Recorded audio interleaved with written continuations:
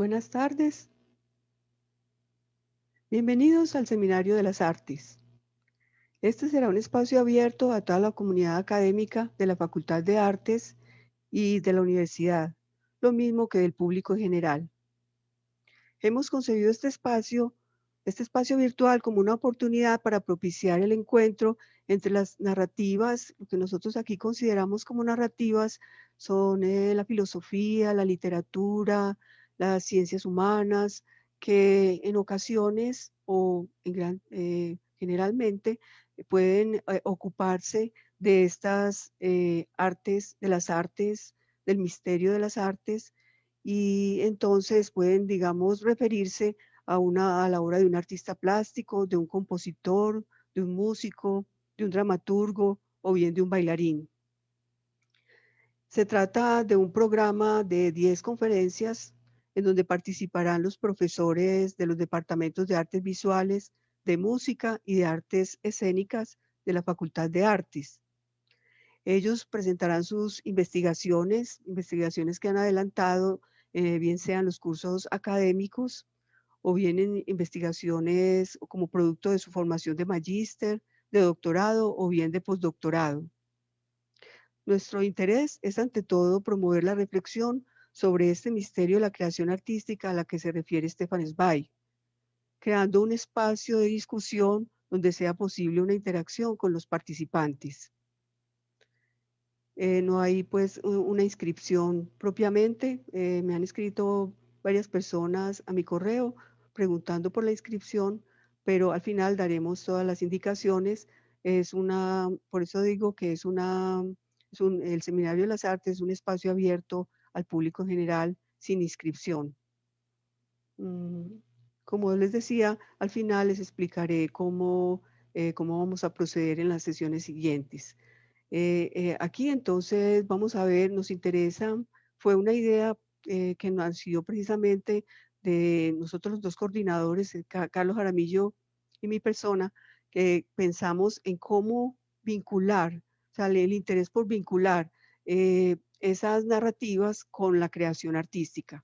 Entonces aquí de un lado está la teoría del arte, y por otro lado la misma creación artística. Por ejemplo, trataremos, por poner unos ejemplos, filósofos como el que hoy vamos a considerar, Walter Benjamin, también Michel Foucault, eh, pueden ser filósofos alemanes, de procedencia alemana o de procedencia francesa, como Foucault, Deleuze, o alemana, como por ejemplo Walter Benjamin o Theodor Adorno, que van a referirse directamente a las artes, bien sea artes plásticas, como les decía, artes plásticas, a la música, o bien al teatro o a la danza. Entonces, nos pareció importante establecer ese puente entre la teoría del arte y las prácticas artísticas, para así involucrar a muchos profesores, para que así pudieran participar diferentes profesores de todas las facultades. Entonces conmigo está Carlos Jaramillo, que él me ha colaborado pues, en la organización de este evento, y bueno, los dos vamos a estar presentes mm, para estar, pues, para que se lleve a buen término este seminario.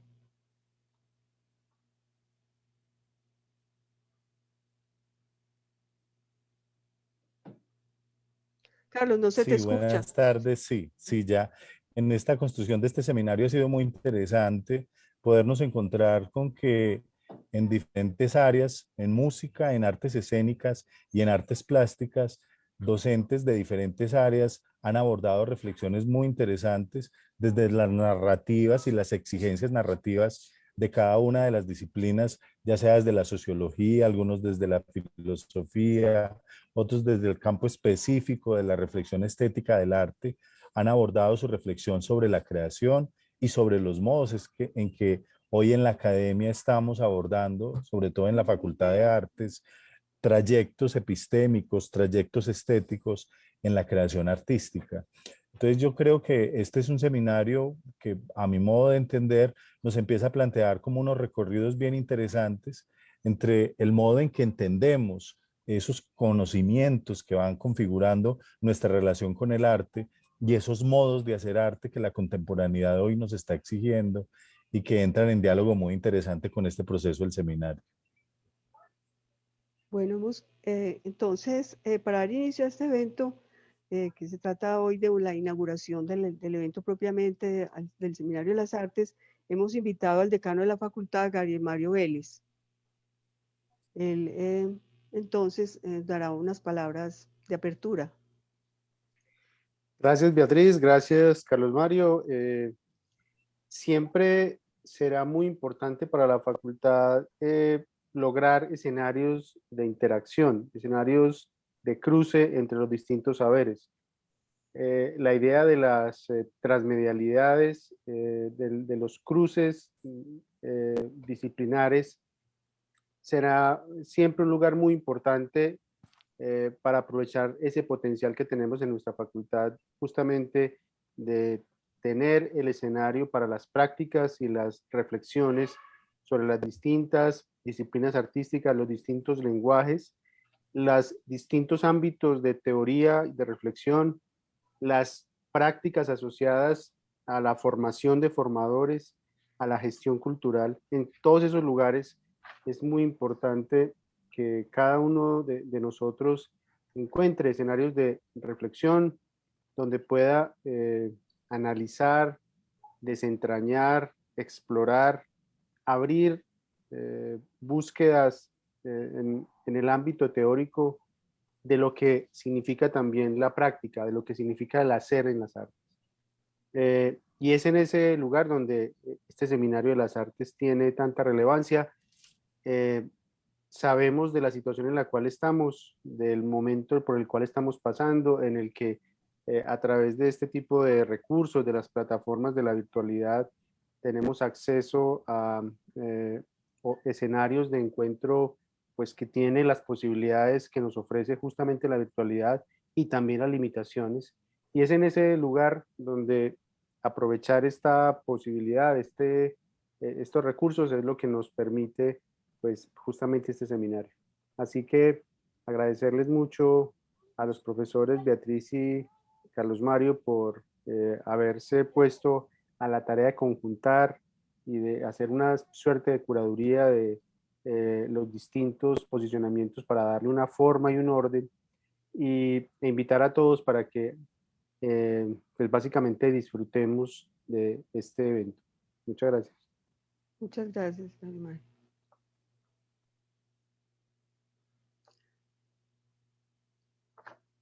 Bueno, entonces, para esta inauguración del Seminario de las Artes, hemos invitado a la profesora del Instituto de Filosofía de la Universidad de Antioquia, doctora Ana María Rabi.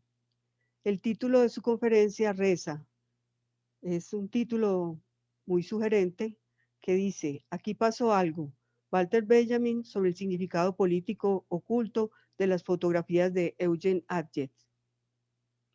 Voy a hacer una presentación de la profesora. Ana María Rabe es magíster en filosofía por la Universidad de Múnich y doctora en filosofía por la Universidad de las Artes de Braunschweig. Desde noviembre de 2014 es profesora vinculada en el Instituto de Filosofía de la Universidad de Antioquia de Medellín. Ha sido profesora contratada en diferentes universidades alemanas y españolas, así como profesora invitada en universidades de otros países, como Rusia, Bielorrusia, Inglaterra, Puerto Rico, Chile y Colombia. Entre 2008 y 2011 fue investigadora contratada postdoctoral en el Instituto de Filosofía del Consejo Superior de Investigaciones Científicas en Madrid. En 2013 fue distinguida en la Universidad de Frankfurt como primera titular de la cátedra Eduardo Chillida. Y en 2019 obtuvo en Nueva York un Visiting Scholarship en la New York University. Ana María Rabe es actualmente investigadora principal del proyecto El trabajo de la memoria entre la representación y la experiencia, fundamentos epistemológicos y alcance de los procesos estéticos en perspectiva intercultural. Tiene numerosos artículos en revistas científicas y en libros colectivos sobre temas de filosofía del arte, estética, memoria, espacio y tiempo, sobre Heidegger, Benjamin, Nietzsche, Chillida, Velázquez y Tolstoy, entre otros. En 2008 publicó la monografía Das Netz der Welt, la red del mundo, en la que contrasta el espacio propio del arte con destacadas concepciones de espacio y mundo en la filosofía y la ciencia de la física. En 2010 publicó el libro trilingüe Las artes en la época del espacio, el volumen Las artes en la época del espacio, y en 2012 editó junto con Stacha Romer el volumen Homo Naturalis, que versa sobre la posición del hombre en la naturaleza. Bueno, hasta ahí la presentación. Durante su conferencia, ustedes podrán ir escribiendo las preguntas y comentarios en el chat del Facebook. Y al final de la conferencia, la profesora podrá responder a sus inquietudes. No necesitan escribir las preguntas al final, sino que durante la conferencia pueden ir ya escribiendo esas preguntas en el chat. Bueno, le cedo la palabra a la profesora Ana María Rabe. Bienvenida, profesora, a esta inauguración. Buenas tardes, muchas gracias por la presentación. Quiero antes de nada dar las gracias, para mí es un gran placer el estar aquí, bueno, aquí cada uno está en su casa, pero mentalmente en la Facultad de Artes, con la cual siempre es un gran placer colaborar. Entonces, les quiero agradecer muy especialmente a los profesores Beatriz Bernal y Carlos Mario Jaramillo, a la Facultad de Artes, a su decano, Gabriel Mario Vélez, al que también saludo. Es un gusto volver a verle.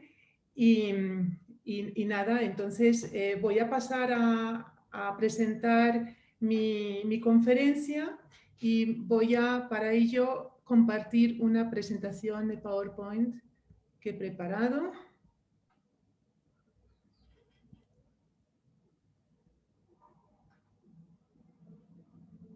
¿La están viendo? Beatriz, ¿me puedes dar una señal, decir sí o no? Si se ve bien. Sí, se está viendo. Bueno, muchas gracias. Bueno, como decía la profesora Beatriz Bernal, bueno, el título es sugerente, no sé, muy sui generis seguro. Yo les quiero presentar antes de nada solamente la estructura general de mi presentación, que se divide en 3 partes. En una primera parte voy a presentar las estaciones más importantes de Eugène Atget, el fotógrafo francés Eugène Atget. En la segunda parte, como es un ciclo sobre narrativas y artes, como lo ha presentado la profesora, no voy a centrarme en la vida de Benjamin, porque de él voy a precisamente usar e interpretar su narrativa, su interpretación de las fotografías de Eugène Atget, para lo cual, bueno, pues haré varias citas, presentaré algunas fotografías y en la última parte voy a intentar acercarme a lo que podría ser el significado político oculto. Antes de nada, también quiero adelantar que se van a defraudar si van a pensar que yo voy a ir desvelando un significado oculto. Más bien, mi intención es mostrar que lo que parece al principio, bueno, pues quizás en la primera parte de la presentación, pues una historia clara, bueno, pues bastante estética, pero con un interés más bien documental que no va más allá. En realidad, con los ojos y las palabras de Walter Benjamin podemos considerar como algo que nos está llamando, que nos está motivando para que adentremos en esas fotografías y encontremos nuestro camino para, bueno, pues quizás descubrir cosas ocultas, pero no en el sentido de desvelarlas, sino de descubrir que hay algo oculto. Esto por un lado.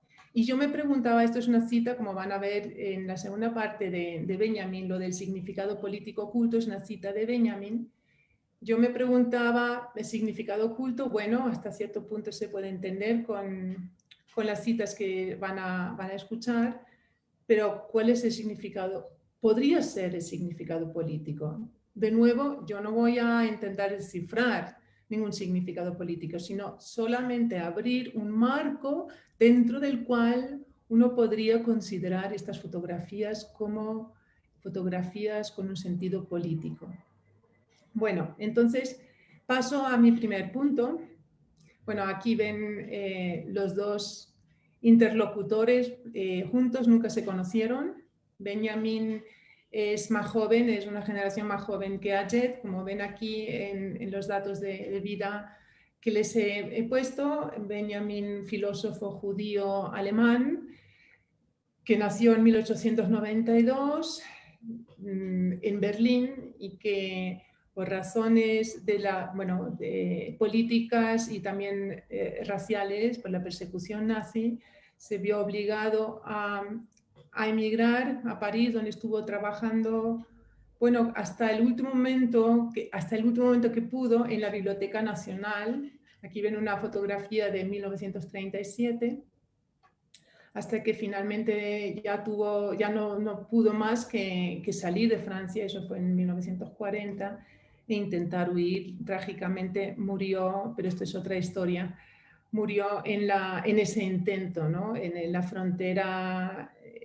hispano-francesa, en el lado español, en el pequeño pueblo de Portbou, donde se suicidó, porque él pensó que había fracasado su intento de huida. Eugène Ajed, lo ven aquí a la derecha, es más viejo, como he dicho, una generación mayor. Voy a encender un poco el aire acondicionado porque aquí hace mucho calor. Si molesta el aire, si hubiese algún ruido, ustedes por favor, los organizadores me dan una señal. Entonces me podría poner el micrófono. No, tranquila porque está perfecto. Continúen. Muchas gracias, Carlos Mario. Bueno, Eugène Ajed nace en 1857 y muere en 1927 en París. Entonces paso primero a mi primera parte en la presentación de Eugène Ajed. De joven, Eugène Ajed forma parte de una compañía ambulante de teatro. No le encargan los papeles principales debido a su físico, que no es muy agradecido, y su fuerte acento regional. Entonces él intenta con la pintura, pero ahí tampoco tiene mucho éxito, de manera que ya muy pronto se convierte en fotógrafo, que suministra material a los pintores. En aquel entonces los pintores, muchos de ellos utilizaban patrones, modelos fotográficos para sus pinturas. Entonces él empieza a trabajar en ese oficio, a hacer fotografías pensando precisamente en el material para los pintores de estudio de la época, que incorporan en sus cuadros los detalles, las flores, los objetos, árboles que Ajed registra en su cámara, que estas no son de las primeras, pero son de las primeras, pero sí son de la época temprana de Ajed, unos ejemplos de estas tomas que él hace, de árboles, flores, etc. Ya en esa época temprana, Ajed empieza a considerar su fotografía como documento de trabajo, en especial para los artistas, y eso más adelante también va a seguir siéndolo. No exclusivamente, porque luego vendrán otros intereses de otras entidades que están interesadas en sus fotografías históricas como testimonio de un patrimonio nacional, pero al fin y al cabo un documento. El año 1898 trae un cambio importante en la vida de Ajed. Es entonces cuando empieza a fotografiar lugares y edificios que han quedado como testimonios del así llamado Vieux Paris, el viejo París. A principios de ese mismo año, en 1898, el Consejo de la Ciudad de París había constituido la Comisión del Viejo París con el objetivo de unir los esfuerzos que se habían hecho hasta el momento para investigar y documentar el París histórico con la protección del patrimonio.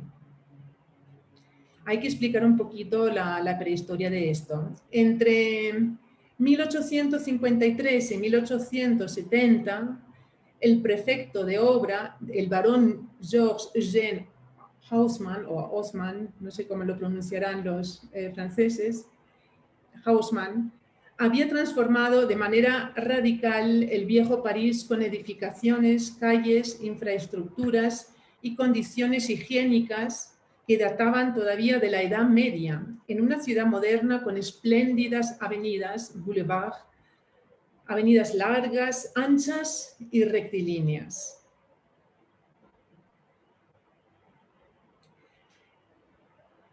La propagada fe en el progreso, sin embargo, iba acompañada también por un sentimiento de pérdida, una suerte de nostalgia por un viejo París que debía ser conservado al menos en su imagen. Tendencias de este tipo, que con este fin de conservación pictórica empezaron a hacer uso de la fotografía, había en toda Europa, especialmente, por ejemplo, también en las grandes metrópolis como Berlín o Londres, donde abrieron muchísimos estudios de fotografía. Pero la dimensión de la empresa francesa era, sin embargo, mucho mayor en el caso de París, donde se había empezado con esas medidas mucho antes, desde mediados del siglo XIX. Como comenta, y ahora voy a citar algo, del escritor español Antonio Muñoz Molina, que es también miembro de la Real Academia de la Lengua.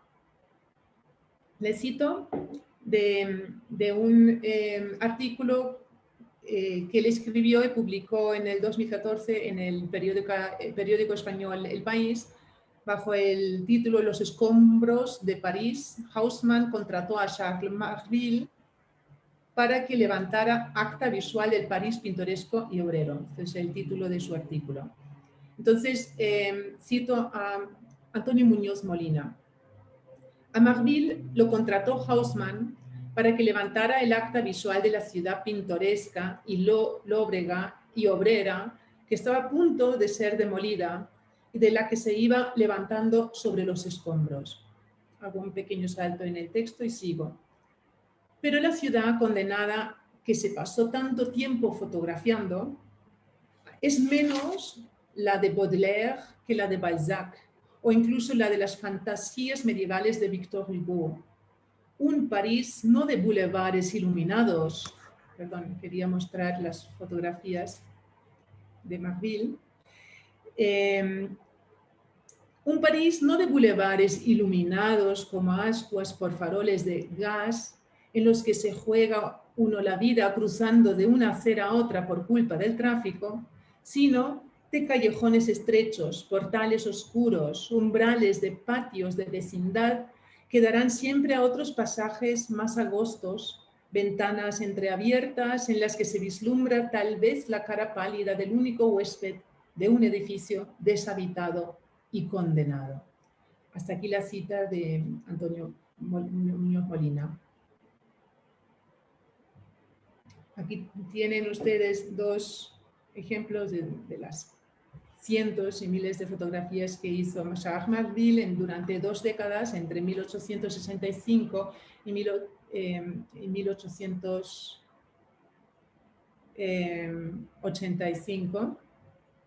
86.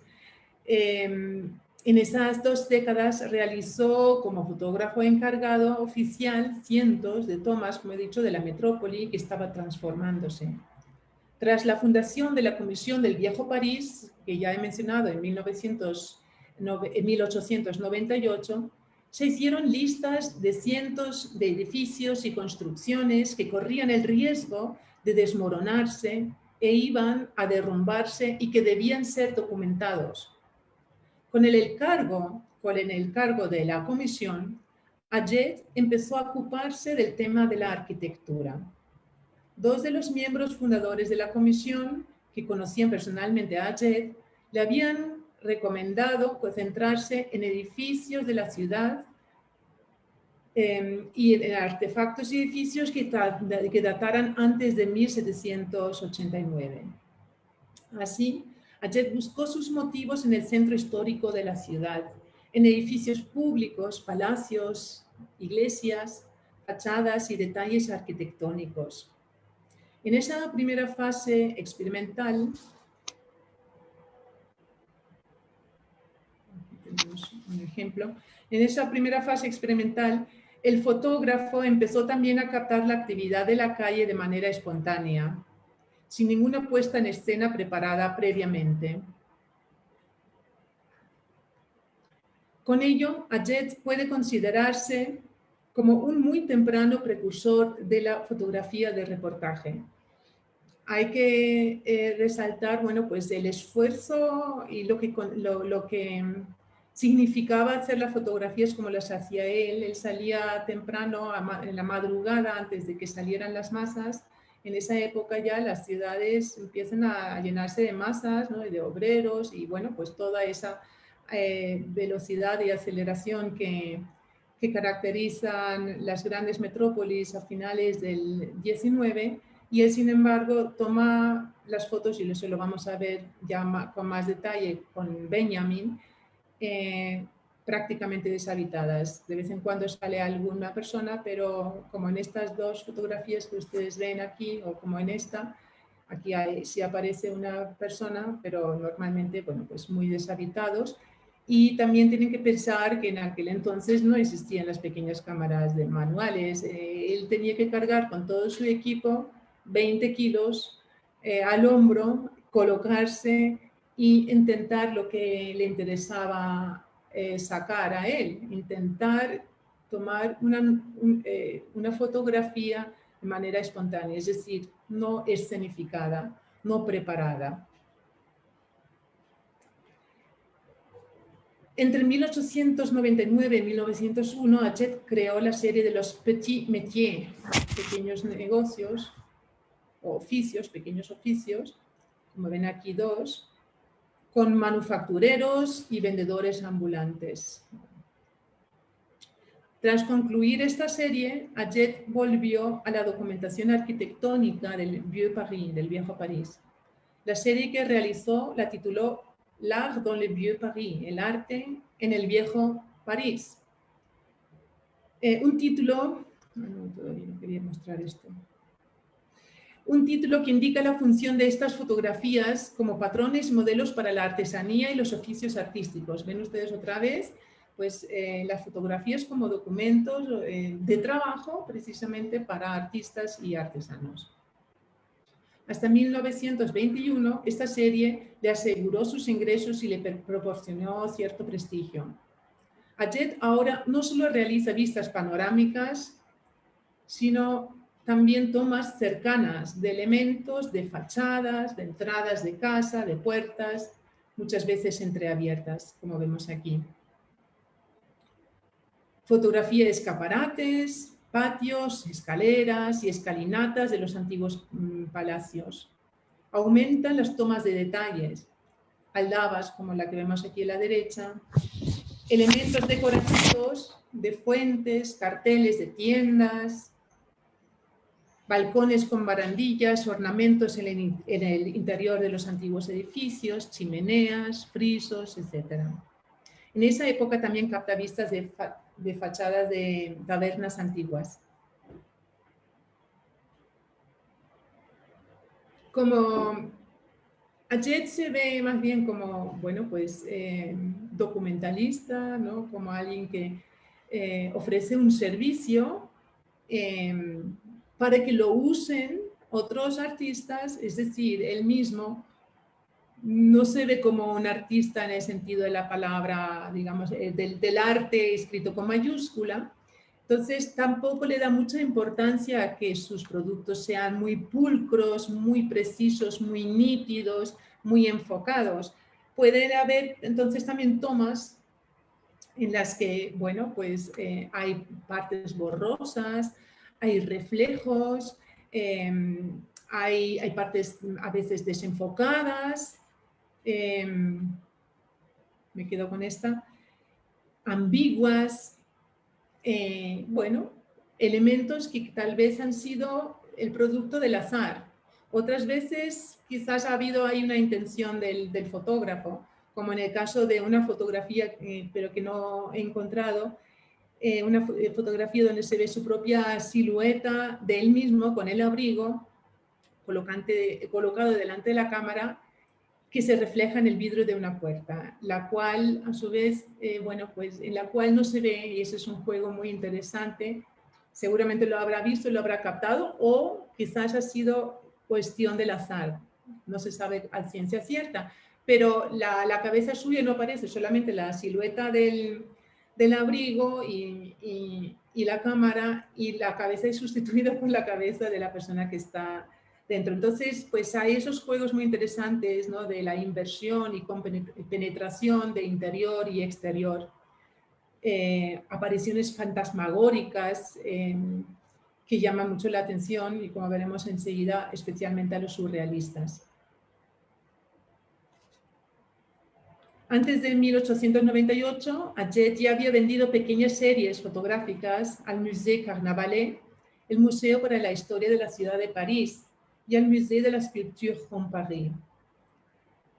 La primera institución pública que compraría fotos de Atget sería la Biblioteca Histórica de la Villa de París, la Bibliothèque Historique de la Ville de Paris, que adquirió 100 tomas de la serie del Viejo París. En 1920, Atget escribe al Ministerio de Instrucción Pública y de Bellas Artes ofreciéndole la venta de una gran parte de su archivo de negativos. En su carta resalta que se ha dedicado ya más de 20 años a hacer tomas fotográficas del Viejo París y que ya ha concluido esta inmensa colección artística y documental. Finalmente afirma con orgullo, le cito, puedo decir que poseo el Viejo París por completo. Atget logró efectivamente venderle al ministerio 2.631 negativos por un buen honorario que, bueno, pues que le ayudó mucho a su economía en los siguientes años. Finalmente, quiero resaltar lo que ya he aludido antes, la manera en la que la fotografía de Atget entró en el círculo de los surrealistas. En 1925, Atget había envejecido ya mucho, pocos años de su muerte. El joven Man Ray, que vivía cerca del fotógrafo, unas casas más allá, en París, empezó a interesarse por las fotografías de Atget. Man Ray, el pintor y fotógrafo también, pero vanguardista, que había pertenecido al grupo de Dada y que en 1925 cofundó el grupo surrealista, fue el primer artista de vanguardia que compró fotografías de Atget y que empezó una pequeña colección. Desde su visión surrealista le atrajeron especialmente los maniquíes en los escaparates. Fue gracias a Man Ray que la obra de Atget entró en la órbita del interés de los surrealistas, pues logró que Atget le permitiera publicar una toma suya, es la que ustedes ven aquí a la derecha, pendant l'éclipse, durante el eclipse, que él toma en 1912 en la Place de la Bastille, en la Plaza de la Bastilla de París, de este grupo de gente, pues mirando, observando la eclipse, el eclipse solar. Entonces consigue el permiso de Atget para publicarla en la portada del número 7, que ustedes ven a la izquierda, de la revista La Revolución Surrealiste, la Revolución Realista, que sale el 15 de junio de 1926. Atget da su consentimiento. Él no se considera surrealista, ni mucho menos. Y como he dicho antes, pues tampoco artista, ni mucho menos artista de vanguardia. Y entonces él accede, pero con la condición de no aparecer con el nombre, de seguir anónimo. Porque sigue considerando, como he dicho antes, que su fotografía es no más, es meramente un documento. C'est du document et rien d'autre, dice él. Bueno, ya paso entonces a la segunda parte. A Walter Benjamin y su lectura lectura, porque las imágenes también no solamente se ven, sino se leen, de las fotografías de Adjet. En realidad, Eugène Adjet juega un papel muy importante para Benjamin en el contexto de su nueva teoría que él quiere lanzar dentro de los círculos de la discusión sobre el arte, sobre lo que puede o debe ser el arte en una época en la cual el gran arte, él es escrito con mayúscula, el del original, el de la gran obra de arte, la del genio, se encuentra en declive por la cada vez mayor utilización de medios reproductivos técnicos, como son la fotografía y luego también el cine. Muchos, contemporáneos o precursores de Benjamin, ya en el siglo XIX, lamentan esa aparición, dicen, bueno, pues eso es la decadencia, el arte se pierde.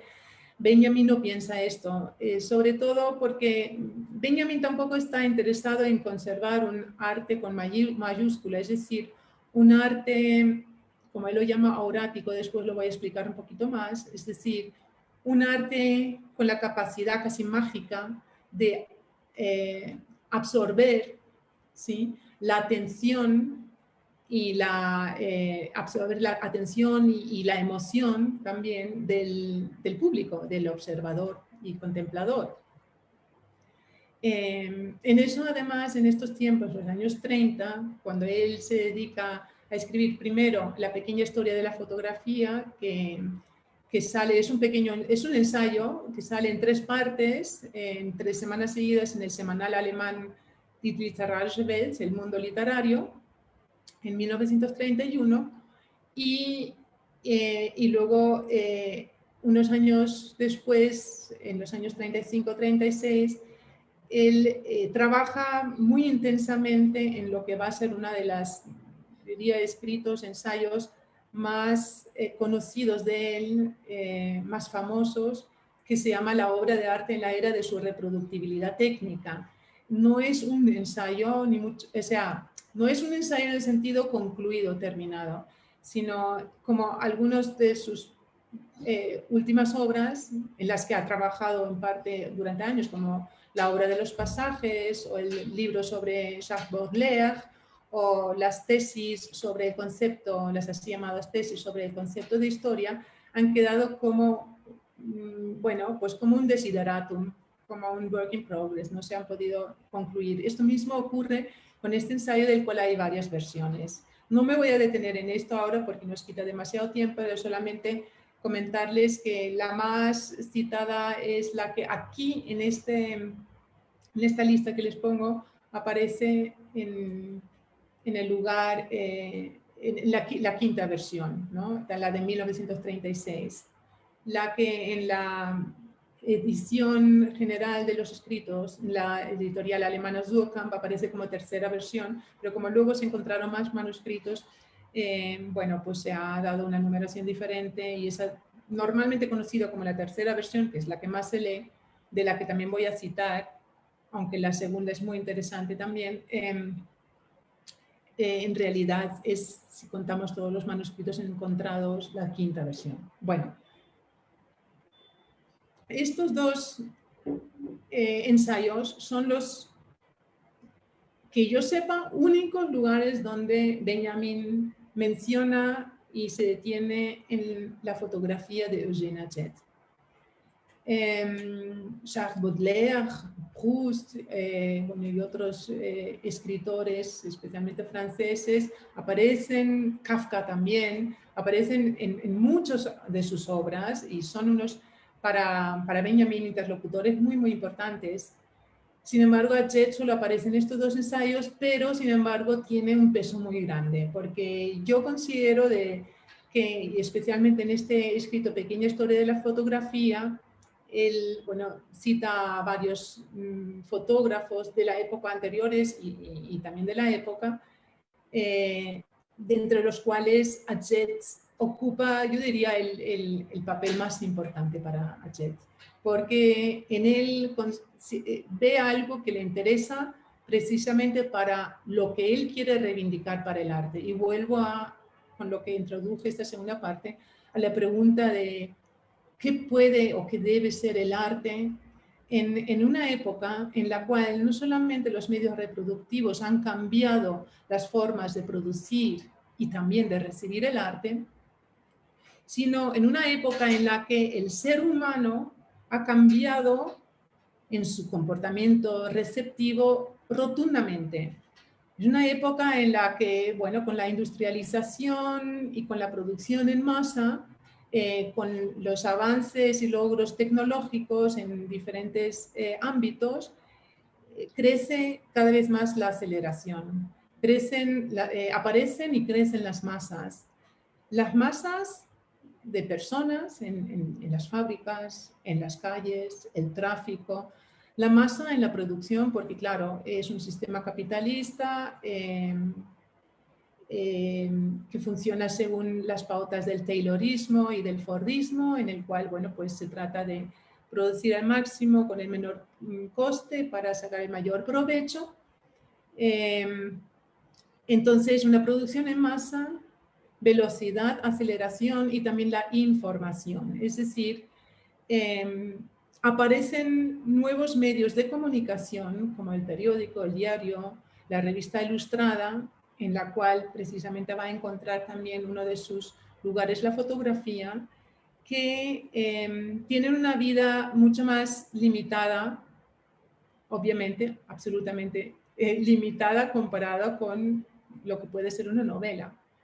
La información en el momento en el que aparece ya al siguiente segundo ya ha caducado, ya es obsoleta.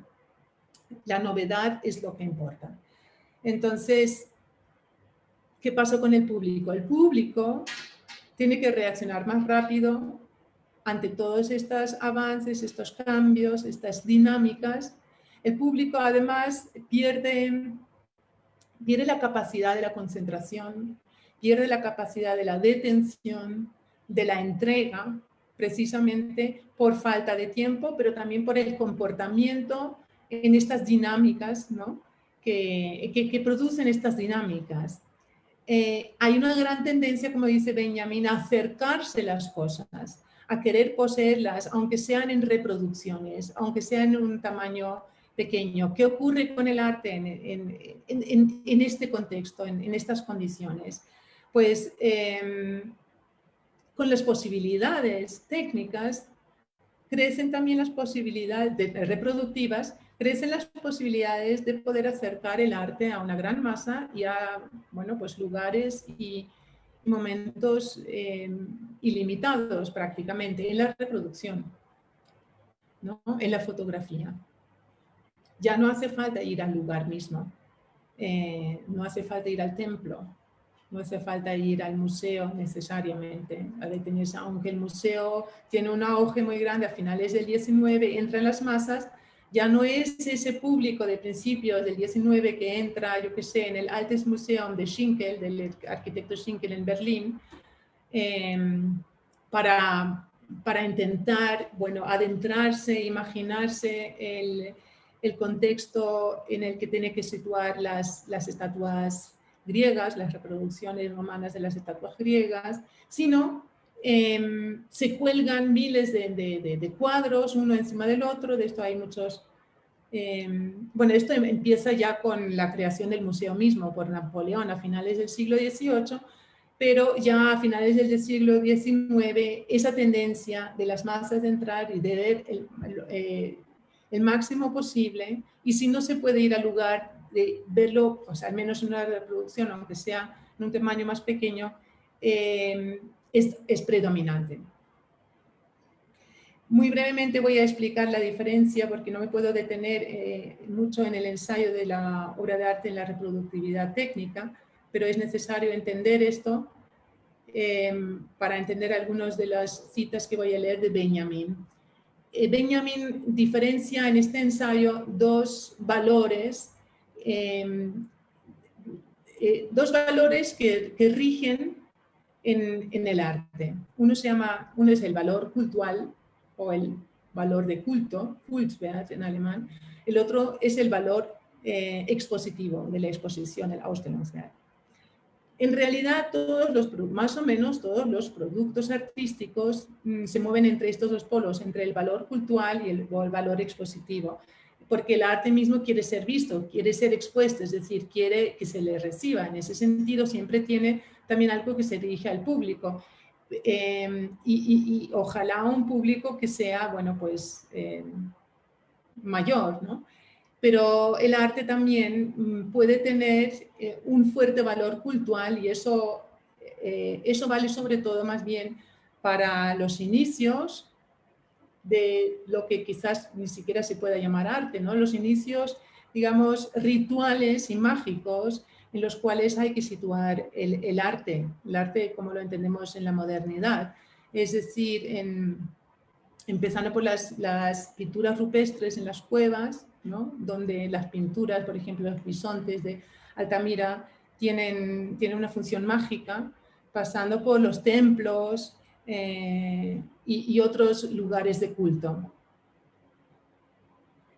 Ahí es donde estos objetos ejercen una especie de magia. Esto es la palabra de Benjamin, ¿no? Una magia sobre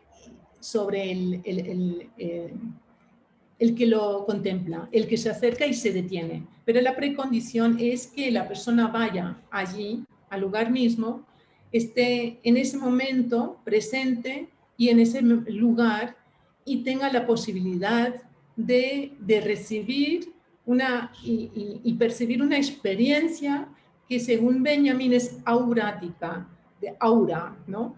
Aurática quiere decir que él siente una lejanía, según la fórmula de Benjamin, que puede parecer muy cerca, pero nunca la va a poder captar. Una aparición única de una lejanía, la llama él, por muy cerca que esté. Es decir, yo siento esa cercanía porque siento el impacto, algo me conmueve, algo me lleva, pero me lleva más allá. Yo, sin embargo, no la puedo poseer, no la puedo retener. Esa experiencia es algo que en ese sentido me absorbe, yo me entrego y me absorbe, ¿no? Esto ocurre sobre todo cuando el valor cultural predomina. Ahora, como he dicho antes, en los tiempos modernos no rigen las condiciones idóneas como para que estas cosas ocurran. La aceleración, la tendencia a querer poseer todo, a llevarse, ¿no? A llevarse consigo a su casa, aunque sea la reproducción, la falta de detención, etcétera, dificultan esa entrega.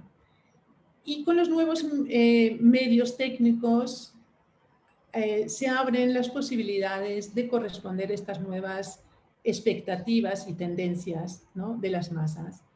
Entonces, lo que empieza a predominar es el valor de exposición, el valor expositivo. Quiere decir la eficacia de digamos, la posibilidad de que una obra pueda ser vista por un ilimitado número de gente, de personas, y ojalá en muchos lugares, ¿no? Bueno, voy a dejarlo allí y me voy a pasar ya porque esta conferencia no es sobre Benjamin y su concepción del arte, aunque la necesitamos como cuadro y marco, pero ya quiero pasar a sus citas, algunas de las citas que él hace en estos dos escritos que les he presentado. Empiezo con el escrito que es un poquito posterior, el ensayo sobre la obra de arte en la era de la reproductibilidad técnica. Entonces, leamos la cita que tienen ustedes aquí delante. Dice Benjamin: en la fotografía, el valor expositivo comienza a desbancar el valor cultural en todos los sentidos. Mas este no cede sin resistencia. Ocupa una última trinchera, y esta es el rostro humano. No es en absoluto casual que el retrato esté en el centro de la fotografía temprana. En el culto del recuerdo de los seres queridos, lejanos o difuntos, el valor cultural de la imagen encuentra su último refugio. en la expresión fugaz de un rostro humano, saluda el aura por última vez, aquí tienen el aura que explicaba antes, saluda el aura por última vez desde las fotografías tempranas. En ello consiste la belleza melancólica de las últimas, que no se puede comparar con nada. Pero allí donde el ser humano se retira de la fotografía, es donde se enfrenta el valor expositivo por primera vez con superioridad al valor cultural. El haberle dado su lugar a este proceso es la importancia incomparable de Hachette, que captó las calles de París hacia 1900 en aspectos vacíos, sin presencia humana. Me detengo aquí un momentito. Entonces, esto es importante resaltar. Como ustedes ven, Benjamin considera a Hachette como un representante, obviamente no consciente, porque Hachette hacía sus fotografías y no tenía ni idea del ensayo de Benjamin, ni seguramente tampoco leería mucho porque no era un intelectual de teoría de arte o de las discusiones de ese momento, ¿no? Pero Benjamin es así como la interpreta. La obra habla por sí, ¿no? No es simplemente el producto directo de una intención de un autor. Perdonen, aquí voy a subir un poco.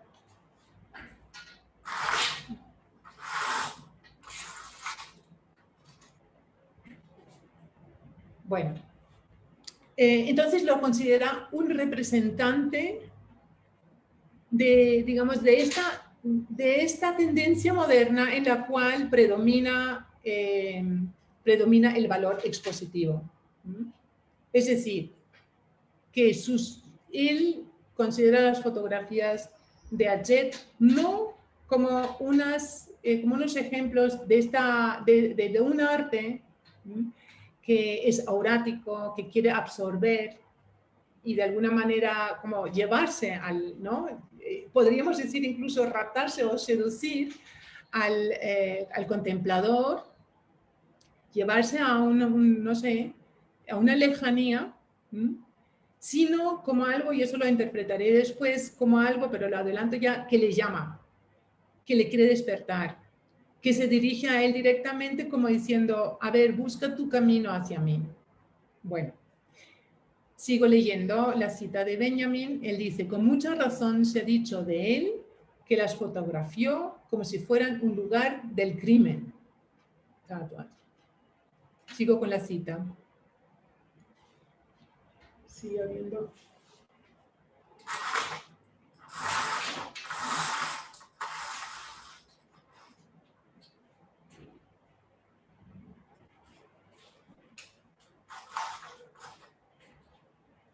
También el lugar del crimen está vacío, sin presencia humana. Su toma se realiza para obtener indicios. Con Hachette, las tomas fotográficas comienzan a convertirse en pruebas en el proceso histórico. En ello consiste su significado político oculto. De aquí saqué parte de mi título. En ello consiste su significado político oculto, ¿no? En haber convertido sus fotografías en pruebas en el proceso histórico. Pruebas, tengo que decir aquí, en alemán dice Beweisstücke. En ese sentido, Beweisstücke, y pensando en el lugar del crimen, obviamente sigue jugando con esa metáfora de las pruebas de un crimen, ¿sí? En ello consiste su significado político oculto. Exigen ya una recepción en un sentido concreto. Ya no les corresponde una contemplación que flota libremente. Añado aquí que flota libremente, eso sería la propia de la experiencia aurática, ¿no? Ante un objeto en el cual predomina el valor cultural. Sigo con Benjamin. Inquietan al espectador. Este siente, debe buscar un determinado camino hacia ellas. Los periódicos ilustrados empiezan al mismo tiempo a presentarle indicadores. Correctos o falsos, no importa. En ellos, la rotulación se ha convertido por primera vez en algo obligatorio. Y está claro que tiene un carácter completamente diferente que el título de un cuadro. Las directrices que el espectador de imágenes recibe en la revista ilustrada a través de la rotulación no tardarán en ser más precisas y dominantes en el cine, donde la percepción de cada una de las imágenes está prescrita por la secuencia, aquí falta una I, de todas las precedentes. No voy a detenerme ahora en todos los momentos porque luego, bueno, retomaré algunos pasajes. Solamente explicar que para explicar esta referencia a la rotulación y la importancia de la rotulación, aquí Benjamin, bueno, toma un partido dentro de una discusión sobre fotografía que se está librando en esos años, sobre todo cuando él escribe el ensayo sobre la fotografía, pero tampoco me voy a detener en ello. Simplemente es una discusión en la cual, bueno, pues hay dos partidos con diferentes concepciones de lo que es capaz una fotografía. Unos, bueno, consideran que la fotografía debe hablar por sí misma, y otros consideran que la fotografía necesita, bueno, pues un título, necesita big bites, indicadores, necesita, bueno, pues también la palabra. Benjamin, como vemos aquí, adopta esta segunda posición contra Zara y Moholy-Nagy, que defiende la otra posición, y cómo hay que entenderlo. No en el sentido de que con el título que aparece, por ejemplo, aquí, Passage, Mandrezan, But Okay, en realidad esto es una indicación del lugar donde lo ha tomado a Jet en la fotografía. Tampoco dice muchas cosas. Bueno, en las revistas puede haber títulos como más concretos que intentan orientar la interpretación hacia una línea. Eso no le interesa a Benjamin que el espectador necesite la explicación junto con la imagen, porque entonces no tiene que buscar el camino por sí mismo, como dice aquí, lo que hacen precisamente, según su opinión, las fotografías de Hachette. La intención de Benjamin más bien es que el espectador es llamado a pensar, a sacar conclusiones, a descubrir, a leer las fotografías. Y para ellas a veces se necesitan unos indicadores, no son explicaciones, ni mucho menos referencias claras y definitivas y absolutas, sino son más bien indicadores para ver hacia dónde puede el espectador tirar. Bueno, pero ahora, volviendo a una parte de lo que les he leído, donde dice en la expresión fugaz de un rostro humano saluda Laura por última vez desde las fotografías tempranas, en ello consiste la belleza melancólica de las últimas que no se puede comparar con nada. Eso es lo que decía aquí. Aquí lo decía en esta parte. He cogido unos cuantos ejemplos que sin embargo aparecen en el ensayo sobre la fotografía. Aquí vemos no es una fotografía, es una daguerrotipia, como ustedes saben, la precursora de la fotografía, una técnica que requiere, bueno, pues una exposición mucho más larga, una duración, y como vamos a leer enseguida en unas citas que les voy a leer de Benjamin, esto hace que los mismos modelos tengan que detenerse un buen tiempo inmóviles ante la cámara, lo cual ya por sí lleva a una solemnidad, una cierta solemnidad, ¿no? A un estar en el presente, un presente que perdura, que desde luego también lo transmite la misma daguerrotipia. Aparte de que los que son retratados suelen ser gente, bueno, pues con una cierta autoridad o con una cierta dignidad, de una cierta clase social. Eso también, esa autoconciencia, ¿no? También lo reflejan esas daguerrotipias. Vemos aquí lo que él dice, que estas primeras daguerrotipias todavía tienen algo como de ese aura, es decir, de esa magia, ¿no? Que es propia de una obra de arte en la cual predomina el valor cultural, es decir, la magia, esa magia, ¿no? Eso tienen algo como de magia. El aura, Benjamin también lo explica muchas veces, como la experiencia de sentir que algo te está mirando y que tú tienes que devolverle la mirada, ¿no? Alguien te está mirando. Y aquí es, bueno, nunca miran directamente, pero de alguna manera te miran, los retratados en las daguerrotipias, pero te miran de una manera que no te dan la sensación de que los puedes captar. Ahí se te escapa. Y esa es como esa lejanía única, esa aparición única de una lejanía, por muy cerca que esté, ¿no? Ese aura que todavía envuelve junto con, bueno, pues esa luminosidad tan específica, tan especial de las daguerrotipias, que también ayuda a aumentar ese efecto aurático, ¿no? Que todavía encontramos en estas primeras muestras. Aquí tenemos otra imagen de Dotendey y su novia, que no me voy a detener aquí, pero de la cual Benjamin también ofrece una interpretación en el ensayo sobre la fotografía. Pues tenemos también otro ejemplo pues, de esa magia aurática de estas primeras daguerrotipias, y una imagen de Schelling que también aparece en el ensayo de la fotografía, donde escribe Benjamin lo siguiente: el rostro humano estaba rodeado por un silencio en el que reposaba la mirada. Eso lo dice en general de estas primeras daguerrotipias, ¿no? Todo en estas imágenes tempranas estaba dispuesto para durar. Incluso los pliegues que deja un traje en estas imágenes duran más. Solo hay que contemplar la levita de Schelling, del filósofo Schelling. Puede con toda esperanza acompañarle a la inmortalidad. Las formas que adoptó en su portador no valen menos que las arrugas en su rostro. Esa inmortalidad, ¿no? Esa trascendencia es lo que se expresa en esta daguerrotipia temprana como la interpreta Benjamin. Esto se va a perder luego con las fotografías.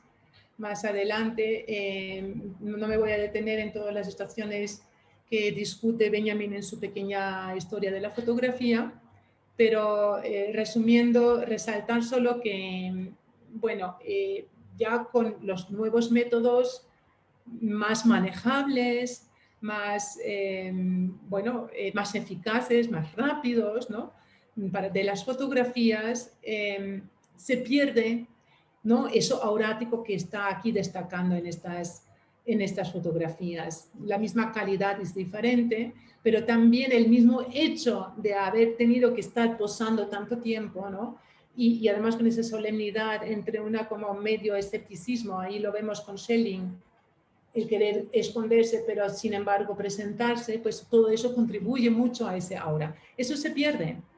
Todo el mundo quiere tener sus álbumes y quiere de alguna manera al mismo tiempo sus álbumes con fotografías. Ahí vemos la introducción del valor expositivo, es decir, quiero exponer, quiero mostrar, ¿no? Para mí y para mis familiares, mis conocidos, quien sea, ¿no? Momentos de mi vida, la comunión, no sé qué, en el estudio del fotógrafo, Kafka con la palmera, en el estudio del fotógrafo que Benjamin interpreta como una cámara de tortura. Bueno, todas estas cosas kits que también entran en la fotografía se insertan dentro de esa tendencia que he caracterizado antes, ¿no? de la masa, del querer apropiarse rápidamente y también mostrar lo que yo tengo y lo que yo soy y cómo yo soy, ¿no? Se pierde el aura requiere tiempo y espacio y detención, pero se quiere retener algo de eso mágico. Entonces, bueno, se empiezan a utilizar recursos propios como, por ejemplo, esa ovalada, la forma ovalada de las fotografías, una cierta luminosidad que recuerda a estas primeras daguerrotipias, pero que esto ya no logra lo que lograban estas primeras daguerrotipias. Bueno, Adjet desde luego no lo intenta en absoluto. Él acepta, según Benjamin, acepta el valor expositivo, es decir, el hecho, en este caso, yo lo he resaltado mucho en la presentación sobre Ajet, el hecho de que Ajet trabaja como documentalista, ¿no? Que dice, bueno, pues yo lo que hago es producir material de trabajo que se puede exponer y yo lo presento, lo comercializo, lo vendo, lo pueden usar, lo cambian, introducen elementos otros artistas en sus trabajos. Esto todo va en contra de la idea de la obra perfecta, la obra maestra, única, cerrada, que no se puede reproducir, que no se puede fragmentar, que es de alguna manera inaccesible, que es algo mágico y además que es un original, que es algo auténtico y un original. La fotografía y más la fotografía documental no es un original, quiere servir, como he dicho, como material de trabajo. Bueno, entonces cito a Benjamin, pero allí donde el ser humano se retira de la fotografía es donde se enfrenta el valor expositivo por primera vez al valor cultural con superioridad. Dicho con otras palabras, Benjamin interpreta esas escenas vacías, menschenleer en alemán quiere decir vacías, sin personas, sin seres humanos, ¿no? Como el triunfo, digamos, del valor expositivo en el sentido de que yo no quiero dejar mi huella allí, no quiero dejar mi huella, no necesito pues esa experiencia orática y doy lugar a, bueno, pues a un campo nuevo que exige otras cosas de mí que no sean las de la entrega sin más, la de la contemplación que se deja llevar, ¿no? Exigen de mí una respuesta activa, como lo va a decir Benjamin, una respuesta que él también caracteriza con una metáfora muy interesante sacada del mundo industrial, del montaje. Si yo tengo que montar, es decir, así como el cine, también un nuevo medio, es un producto de un montaje, también el público mismo es llamado, en el mejor de los casos, y cuando es una película que realmente, bueno, despierta un espíritu crítico y no simplemente porque también las hay. Hay películas, muchos ejemplos que te quieren seducir. Bueno, solo hay que pensar en Leni Riefenstahl, por ejemplo, ¿no? Y sus películas auráticas en servicio del régimen nazi, ¿no? Pero en el mejor de los casos, estos medios reproductivos como la fotografía y el cine son capaces de dejarle primero atónito, tal vez atónito, como en estas imágenes de Ajet, por la falta de indicios, es decir, por la falta de historia narrada. Es decir, bueno, ¿de qué tratan estas imágenes? ¿Quiénes son los personajes? ¿Cuál es la historia de estas imágenes? ¿Qué hago yo? ¿Dónde empiezo yo a montarme una historia? Bueno, pues estoy dejada primero ante una especie de vacío o algo por lo menos muy sobrio, ¿no? Algo que se retrae, pero que sin embargo sí presenta cosas, pues cosas en las que quizás normalmente no me fijo porque son viejas, porque son cosas tiradas, porque son oscuras, porque son sucias, etcétera, etcétera, o porque pertenecen a unas clases sociales que yo mejor ni las quiero ver. Bueno, pues las fotografías de Ajet sí no me dejan más, no me dicen qué es lo que tengo que pensar, simplemente me presentan unos escenarios en los cuales yo mismo tengo que buscar cómo en un lugar de crimen donde ha pasado algo, me digo, pero ¿qué es lo que pasó aquí? A ver, ¿dónde podemos encontrar un indicio? Todo puede ser un indicio, todo puede ser una prueba dentro de esta historia. Esto es, según la interpretación de Benjamin, o mi interpretación de la interpretación de Benjamin, lo que son capaces las fotografías de Ajet. Y sigo citando ya de la pequeña historia de la fotografía a Benjamin sobre Ajet. Él dice, Ajet fue un actor que, asqueado de su oficio, limpió la máscara para disponerse a continuación a desmaquillar también la realidad.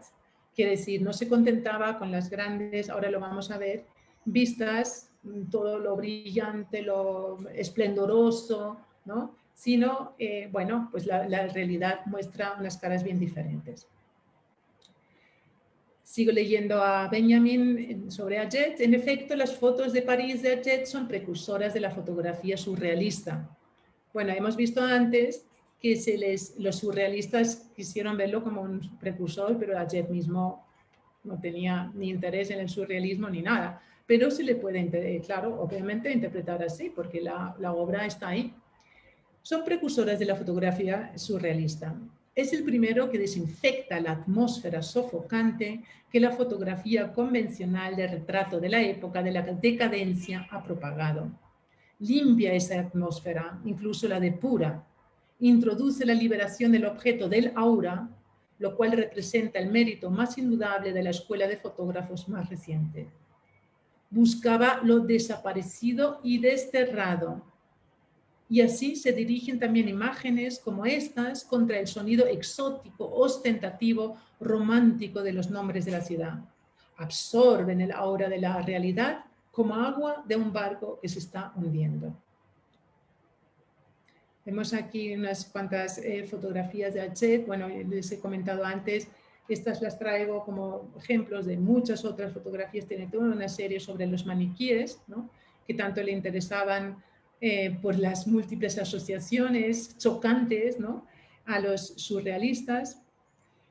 Y luego voy a leerles ahora un pasaje en la cual él describe lo que ve, no les he comentado antes esto. En su tiempo, él no, como les dije, no conoció a Aget, pero tuvo la posibilidad de, bueno, pues ver sus imágenes en un libro de fotografía que se llama Lichtbilder sobre Eugene Aget, que salió en 1930. Esta es la edición alemana que él consulta y de la cual yo no la tengo. He estado intentando buscar fotografías que podrían ser o parecidas a las que él menciona en este pasaje que les voy a leer, pero esta es la que él tiene en mente cuando dice lo siguiente que les leo ahora.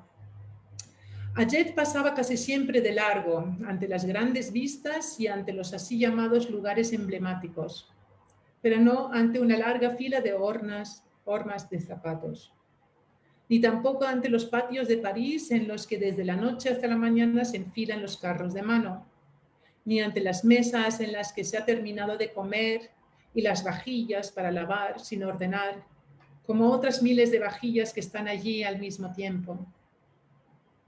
Ni ante el burdel de la calle ... número 5, cuyo 5 aparece de manera gigantesca en 4 lugares distintos de la fachada. Pero curiosamente, casi todas estas imágenes están vacías. Vacía la Porte d'Arcueil en las fortificaciones, vacías las fastuosas escalinatas, vacíos los patios, vacías las terrazas de los cafés, vacía, como es debido, la Place du Tertre. No hay soledad, más bien no hay ambiente. La ciudad en estas imágenes está vaciada como un apartamento que todavía no ha encontrado ningún inquilino nuevo. Estos son los resultados en los que la fotografía surrealista prepara una alienación sanadora entre entorno y ser humano. A la mirada formada políticamente le abre el campo en el que todas las intimidades ceden en pro del esclarecimiento del detalle. Aquí vemos, bueno, como de nuevo aparece la mirada formada políticamente. Como les he dicho, bueno, antes no me puedo detener ahora mucho en otros escritos, pero el lugar del crimen del que habla y en el que hay que buscar huellas, aparece mucho también en sus escritos de su, bueno, obra no acabada sobre el libro sobre Baudelaire, Charles Baudelaire, un lírico en la época del alto capitalismo. En la primera parte, el París del Segundo Imperio de Baudelaire, en la que, bueno, pues habla entre otras cosas del trapero, del flaneur, pero también de la aparición de las masas, ¿no? De esa dinámica en la ciudad, en la cual de pronto hay unas situaciones que antes nunca se daban, que tú tenías que estar enfrentado, sentado quizás en el metro, ¿sí?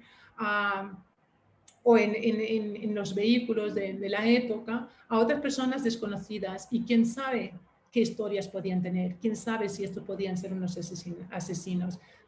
El anonimato en la gran ciudad, en la metrópoli, es una experiencia nueva que lleva al shock, a un shock, y el constante también peligro y la constante sospecha, Entonces, aparecen Edgar Allan Poe, también Charles Baudelaire, bueno, las historias de detective, las historias criminales, y entonces, bueno, en ese sentido nosotros podemos también hacer una asociación entre lo que dice aquí de ese lugar del crimen que parece ser, están reflejados en las fotografías de Jet, y lo que Benjamin dice en su escrito sobre Baudelaire. Pero voy a volver a leer entonces esa cita que me dio lugar a, ya es la tercera parte y ya intentaré terminar pronto, que me dio lugar a parte de mi título. Vuelvo a leer lo que leí al principio, una parte. A Jet, que captó las calles de París hacia 1900 en aspectos vacíos, sin presencia humana, con mucha razón se ha dicho de él que las fotografió como si fueran un lugar del crimen. También el lugar del crimen está vacío, sin presencia humana. Su toma se realiza para obtener indicios. Con Jet, las tomas fotográficas comienzan a convertirse en pruebas en el proceso histórico. En ello consiste su significado político oculto. Exigen ya una recepción en un sentido concreto. Ya no les corresponde una contemplación que flote libremente, inquietan al espectador. Este siente, debe buscar un determinado camino hacia ellas. Bueno, hasta ahora lo político no ha aparecido en nuestra interpretación y tampoco aparece explícitamente en las citas que les he traído, no hay muchas más, sobre A Jet que hace Benjamin. Lo del lugar del crimen quizás lo podamos ya entender en el sentido de, bueno, pues que algo te inquieta de estas calles vacías, ¿no? Que parece que no hay nadie, que se esconden. ¿Por qué se esconden? ¿Qué es lo que pasa allí? Hay una historia de un crimen, de un asesinato. Todo eso se podemos entender, pero ¿dónde está la dimensión política? ¿Dónde está ese significado oculto? El mismo Benjamin es misterioso aquí, no solamente es misterioso y lo que nos transmite, según él, las fotografías de Jet, sino él mismo es bastante misterioso en esta confirmación. Bueno, pero volviendo retomando uno de los elementos que resalté antes, el interés de Jet y, por cierto, también de Benjamin, a, digamos, lo marginal, lo que ha quedado fuera de las dinámicas de una sociedad en pro del progreso, una sociedad en un desarrollo industrial que, bueno, trae fortunas para unos pocos, trae bienestar para unas ciertas clases burguesas, pero que tiene un efecto nefasto para unas grandes clases sociales, de los obreros, pero no solamente obreros, de los marginados. Y en ese sentido, Benjamin va mucho más allá de Marx. A Marx le interesa el proletariado en el sentido de la clase obrera. Benjamin, y esto siempre un amigo, profesor, investigador, Reyes Mate lo ha resaltado mucho, español, Benjamin resalta el lumpen, la dignidad del lumpen, la dignidad que también merece un reconocimiento del marginado, del que vive en la calle, o digamos de aquellos oficios los más sencillos que pueda haber, como es el del trapero, por ejemplo, ¿sí?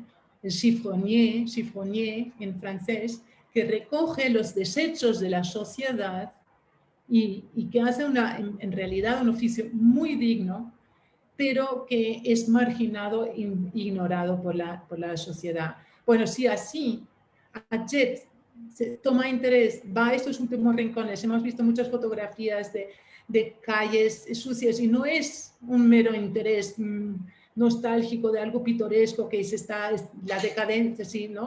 Lo pintoresco de la decadencia, no es eso, sino es el querer ver y captar también esos rincones sin dar unos determinados mensajes que te canalicen en una determinada dirección, ¿no? Pero sí captarlos y presentar esos escenarios para un espectador que quizás nunca los ha visto. Y que quizás entonces, precisamente como no hay historia clara en estas historias, en estas imágenes, quizás se ve motivado por hacerse unas preguntas que nunca se ha hecho tal vez, ¿no? No quedarse con una historia concreta y perderse en esa historia concreta, sino preguntar cuáles son estas condiciones, por qué se ha dado y por qué se da, qué es lo que ocurre, qué tipo de vida es esta. Bueno, y esto es ya, no tengo mucho tiempo más, tendré que intentar hacerlo más rápido posible. Y ya la tercera parte, vuelvo a la transformación que ya mencioné antes de París durante el Segundo Imperio, que fue realizada entre el Segundo Imperio, ¿no?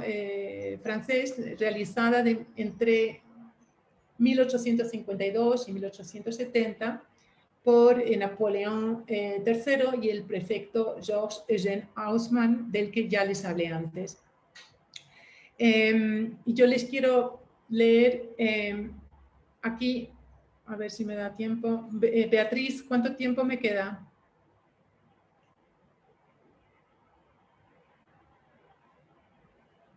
Porque yo estoy hablando y no sé, me estoy creo que pasando un poco. Son las 5:22. Todavía. ¿Me escuchas? 8 minutos. ¿Cómo? 8 minutos. Bueno, gracias. Bueno, entonces leo lo que dice Benjamin en varios, también en su escrito sobre Baudelaire, pero también en la obra de los pasajes, sobre ese ideal urbanístico de Haussmann y las verdaderas intenciones que había detrás. Bueno, en realidad hay muchas intenciones, obviamente, modernizar la ciudad, bueno, pues superar y mejorar toda esa insalubridad, la poca higiene, bueno, mejorar la infraestructura, etcétera, etcétera. Pero veremos qué dice Benjamin. Le cito, el ideal urbanístico de Haussmann fueron las perspectivas abiertas a través de largas calles rectas. La actividad de Haussmann se encuadra en el imperialismo napoleónico. Este favorece el capitalismo financiero. París vive un gran auge de la especulación.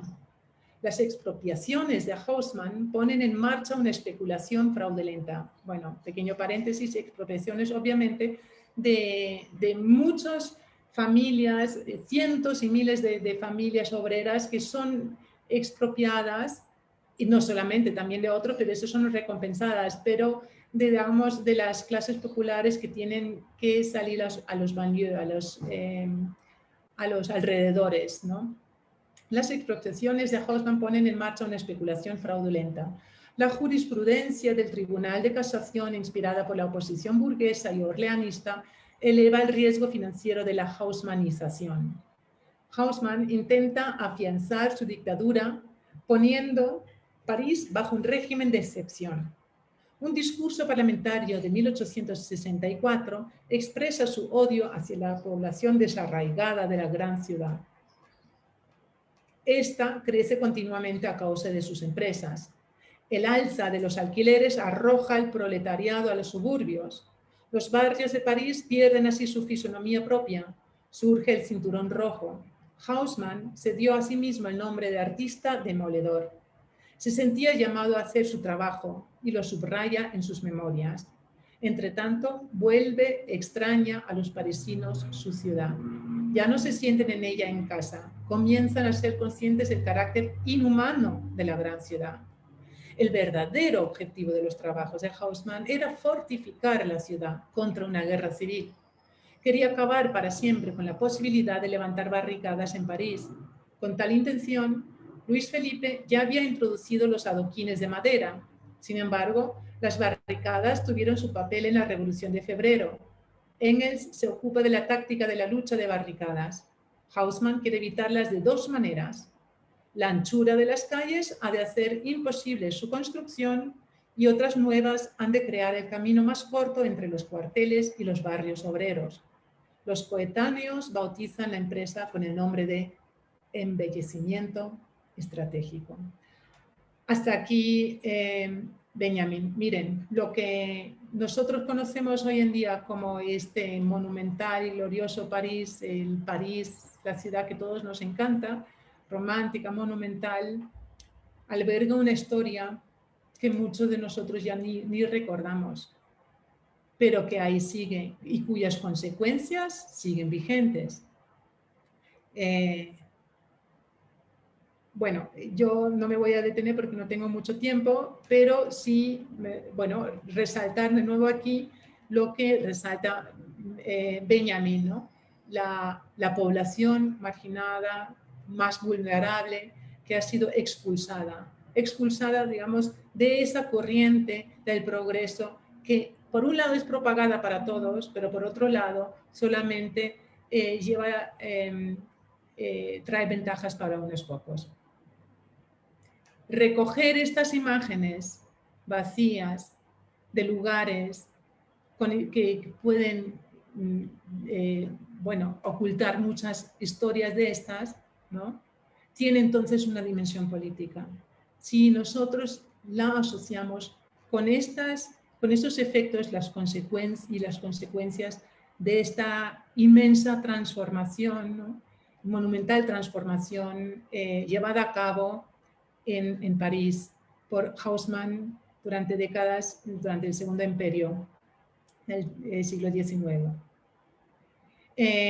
Los escombros de París, bueno, yo ya les cité antes del texto de Antonio Muñoz Molina y quiero ya casi, bueno, terminar leyendo una parte más del texto de Antonio Muñoz Molina para que vean que también un contemporáneo de nuestro tiempo sigue considerando, después de haber visto una exposición precisamente de imágenes de Marville que recuerdan en mucho a las de Aget, ¿no? Que se acuerda precisamente de estas monstruosidades ocurridas en París. No lo tengo aquí. A ver, Antonio Muñoz Molina dice: las ruinas de París no las trajo la guerra, sino el proyecto formidable de renovación urbana que llevó a cabo durante el Segundo Imperio el barón Charles Haussmann, que hizo con la ciudad lo que hasta entonces no se había hecho nunca, lo que sería en el siglo siguiente el sueño de Le Corbusier y tantos de sus discípulos. Tratar el tejido urbano, formado lentamente a lo largo de muchos siglos, como si fuera una pizarra en blanco.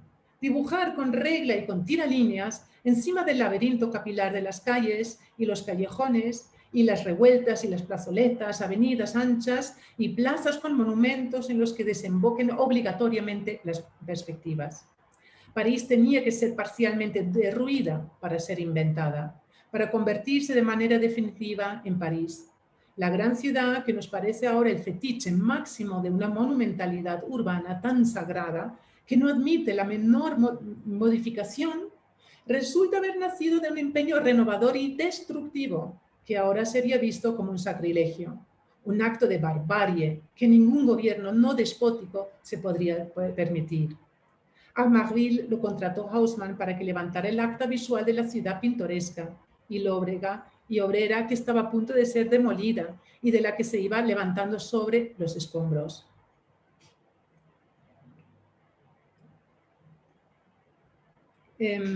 Bueno, voy a dejarlo aquí y ya, bueno, terminando con una imagen de Aget, de un trapero dentro de esa serie de los oficios, ¿no? Como ven aquí, el trapero es una figura, un denkbild, que así se podría decir, una figura que hace pensar para Benjamín muy importante, no solamente en el sentido, digamos, político y social, para reivindicar, bueno, pues la dignidad y el derecho de ser también reconocidos de cualquier ciudadano, haga lo que haga y viva donde viva. Sino para Benjamin es también una figura importante que tiene que ver con el recuerdo, que es casi como una metáfora del recuerdo. ¿Por qué? Porque ¿qué hace el trapero? Él se mueve por todos los lados, por toda la ciudad. Él, como Ajet, no encuentra, no discierne, dice, bueno, por aquí no, por aquí sí, solo lo monumental, lo otro no lo quiero ver. Se tiene que mover por toda la ciudad recogiendo lo que y los cartoneros también podríamos meter aquí en esta misma línea, lo que la sociedad tira para la que no tiene utilidad. Él vuelve y recoge lo que está tirado en el piso, ve lo que nadie ve, mira abajo, mira donde nadie mira. Entonces es como todo aquello que nosotros queremos olvidar, que reprimimos o que queremos ignorar, pero que sin embargo sigue formando parte de nuestra realidad y en ese sentido debe ser recogido siempre también en una rememoración que le da dignidad a todo lo que no solamente es celebrado y ha entrado en la historia, sino a todas las víctimas o a todas las voces nunca escuchadas, rostros nunca vistos de la historia, que igualmente forman parte de la realidad. Y yo creo que esto es lo que, al fin y al cabo, ha visto Benjamin especialmente en las fotografías de Ajet, en las que, bueno, pues de alguna manera Ajet, pues podríamos considerarlo, siguiendo en esta metáfora de Benjamin, como un fotógrafo, no solo documentalista en el sentido más banal de la palabra, sino, dicho con toda dignidad, un fotógrafo trapero que sabe recoger todo, que sabe verlo todo. Muchas gracias por su atención y perdonen si me he pasado.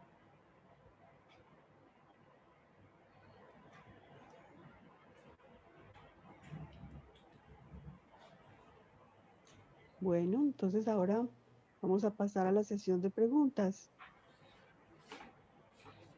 La profesora está dispuesta a responder. Vamos aquí, por aquí tenemos preguntas. Una pregunta en el chat.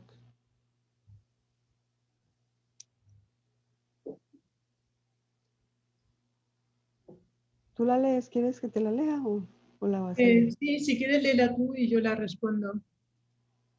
Bueno, Andrés Zapata Estrada pregunta, Ajet considera el producto de su quehacer fotográfico como un documento y no como una obra artística.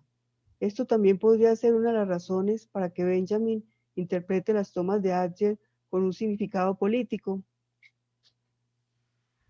Es una buena pregunta y yo creo que sí, se podría decir que sí.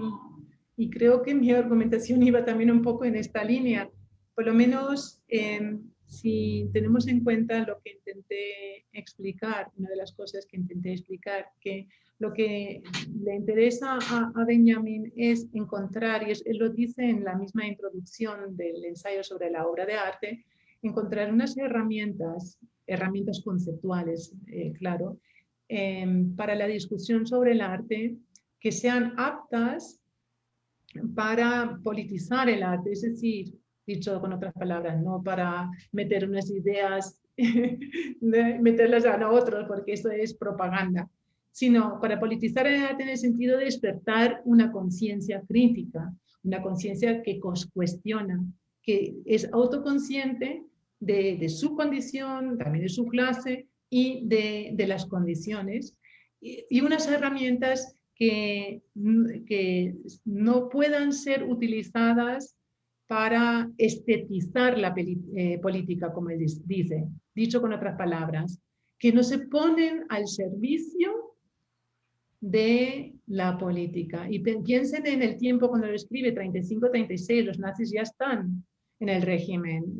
He nombrado antes a Leni Riefenstahl, que es una cineasta muy talentosa que, bueno, si pensamos en las películas de esas dos, ¿no? de Olimpia, de una calidad estética enorme, pero un mensaje yo creo que, aunque no directamente político, sí expresa, pues, está muy en la línea, en concordia a determinados ideales y valores de los nazis, es decir, el físico sano, fuerte, etc.